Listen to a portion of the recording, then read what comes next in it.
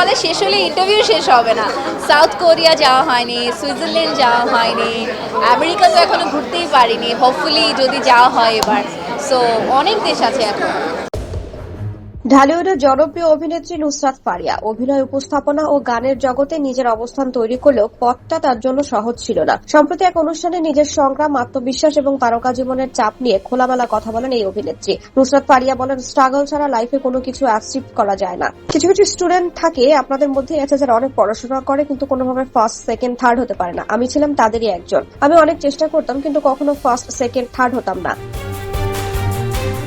তিনি আরো বলেন, আমি সবসময় আমার আম্মুর কাছে গিয়ে আফসোস করতাম, আম্মু আমি এত পড়ছি, এত এফোর্ট দিচ্ছি, তারপরও কেন ভালো রেজাল্ট করতে পারছি না। তখন আমার আম্মু আমাকে একটা কথা বলেছিলেন, মেবি তুমি যেটা করছো চর্চায় আছো, তাই হার্ডওয়ার্কের কোনো অপশন নেই। আমি এখন পর্যন্ত 23টা সিনেমা করেছি, গান করেছি 7 থেকে 8টা, দেশ বিদেশ মিলিয়ে 550-র বেশি শো করেছি। কিন্তু তারপরও প্রতিবার যখন মঞ্চে দাঁড়াই বা ক্যামেরার সামনে দাঁড়াই আমি ঠিক ততটাই নার্ভাস থাকি। আমার মনে হয় এটাই আমার ফার্স্ট টেক এবং এটাই আমার লাস্ট টেক।